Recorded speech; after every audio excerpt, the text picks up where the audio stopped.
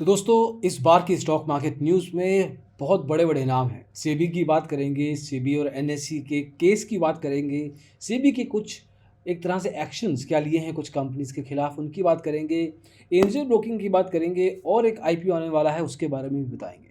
तो आइए शुरू करते हैं।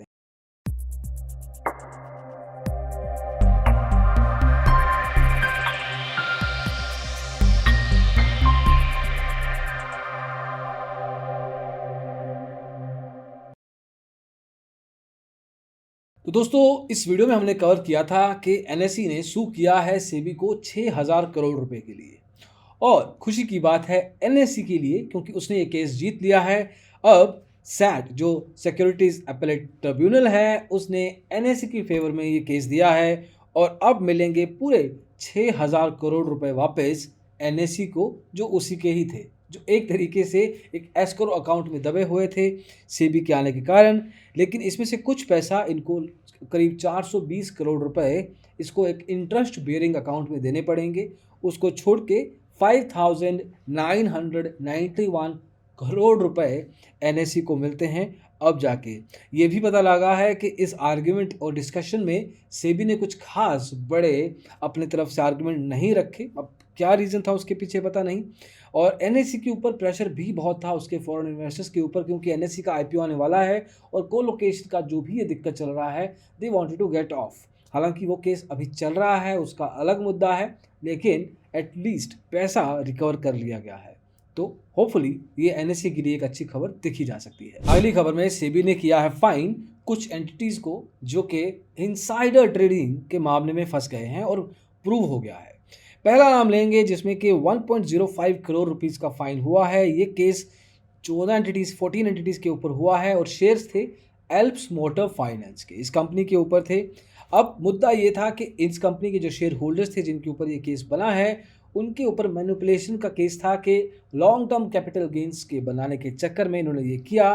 केस हुआ था जुलाई 2014 और 2015 के बीच में, तो एक साल के पूरे पीरियड में इन्वेस्टिगेशन हुई है और अनफेयर ट्रेडिंग प्रैक्टिसेस के नाम पे इनके खिलाफ ये फाइन लगाया गया है।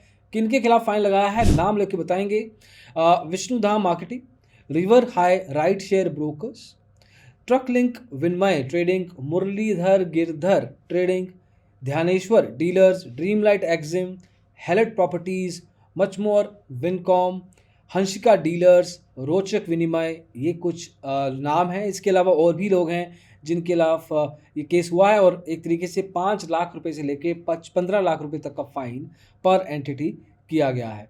तो जब आप इनसाइडर ट्रेडिंग या कुछ मैनिपुलेशन करते हैं समय ज़रूर लगता है, सेबी को कुछ साल लग जाते हैं बाय द वे, तो वहाँ पे सर्टेन लेवल पे सेबी को इम्प्रूवमेंट लाने की ज़रूरत है, लेकिन फ़ाइन ज़रूर होता है। आई होप कि ये फ़ाइन के अलावा इन पर्टिकुलर केसेस में जेल का भी प्रावधान होना चाहिए क्योंकि फ़ाइन एक कॉरपोरेशन के लिए देना ज़्यादा मुश्किल नहीं, एक तरीके से एक ईजी वे है निकलने का। दूसरा फ़ाइन लगाया है सेबी ने बायोकॉन के ऊपर। बायोकॉन में 2 लोग हैं, एक तो वो खुद बायोकॉन कंपनी और एक इनके डेजिग्नेटेड पर्सन। डेजिग्नेटेड पर्सन कौन है? जो वाइस प्रेसिडेंट थे R&D रिसर्च एंड डेवलपमेंट के, उनके ऊपर 5 लाख का फ़ाइन है और कंपनी के ऊपर 9 लाख का। तो टोटल फ़ाइन 14 लाख रुपए का लगाया गया है। जनवरी 2019 से लेके ये केस चला और करीब 6 महीने साल तक का ये दिक्कत था। केस क्या है देखिए, जब भी कोई कंपनी क्वार्टरली रिजल्ट एक तरह से डिक्लेयर करती है तो कुछ समय के लिए ट्रेडिंग विंडो बंद कर दी जाती है उन कंपनी के एम्प्लॉयज़ के लिए। और अगर कोई एम्प्लॉय ट्रेडिंग करता भी है रिजल्ट के बाद या उससे पहले तो 2 दिन का समय मिलता है जहाँ पे नोटिफिकेशन देनी पड़ती है कंपनी को सेबी के साथ या एक्सचेंज के साथ, ताकि एक तरीके से ये मैच्योर प्रोसेस बना रहे, कपल रहे। इनके जो वीपी थे R&D के, उन्होंने ट्रेडिंग किया 10 लाख के बियॉन्ड का। 10 लाख से नीचे है तो कोई बात नहीं, 10 लाख के बियॉन्ड का बताना होता है।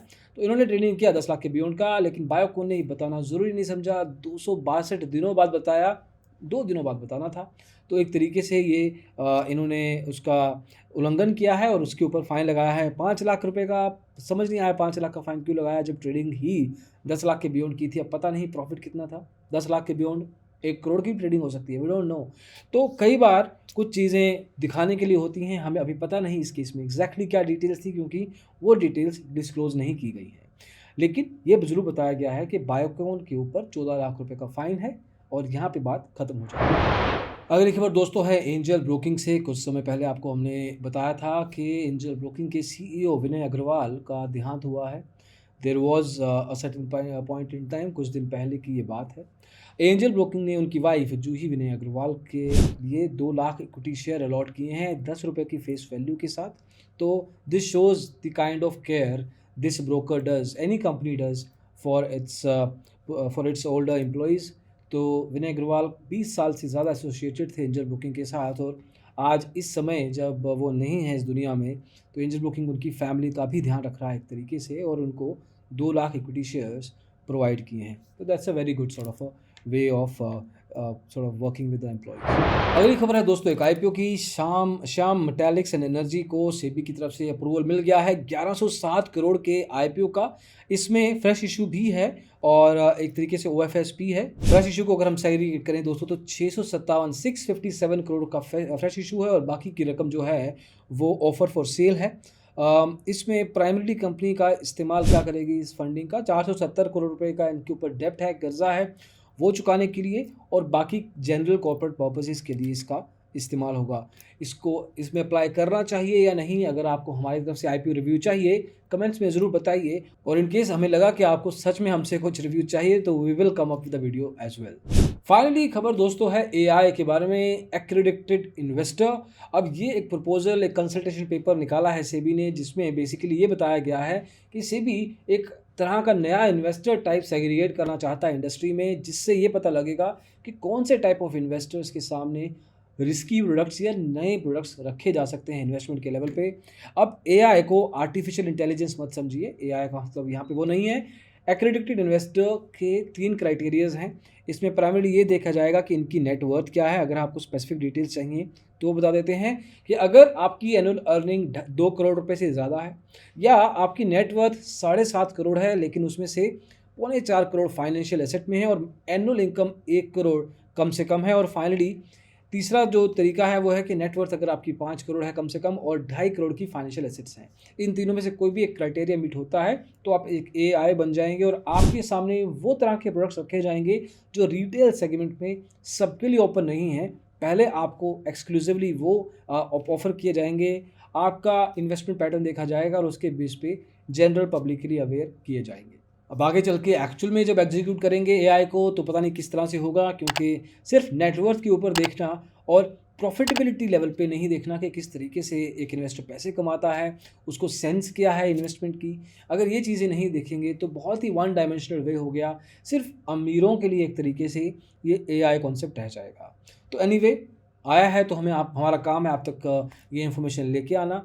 अभी के लिए दोस्तों न्यूज़ में इतना ही। स्टॉक मार्केट में रोज़ बहुत कुछ चलता है, हमारी कोशिश रहती है कि आप तक सब कुछ लेके आएँ, इसलिए आज 5-6 न्यूज़ थी और थोड़ा लंबा वीडियो भी बन गया, लेकिन ऑब्वियसली अगर इम्पोर्टेंट है, किसी ना किसी के लिए कुछ भी बात इम्पोर्टेंट हो सकती है, इसलिए हम सब कुछ ही ले आते हैं। अभी लिए दोस्तों बस इतना ही। होपफुली ये वीडियो आपको पसंद आई हो, लाइक कीजिए, शेयर कीजिए, और डिजिटल ब्लॉगर को सब्सक्राइब क्यों नहीं करते, कर लीजिए, क्योंकि स्टॉक मार्केट की न्यूज़ अगर आपको सही समय पे पता लगेगी तो आप सही समय पे उसका इस्तेमाल भी कर पाएंगे। Thank you so much for watching the video. Bye.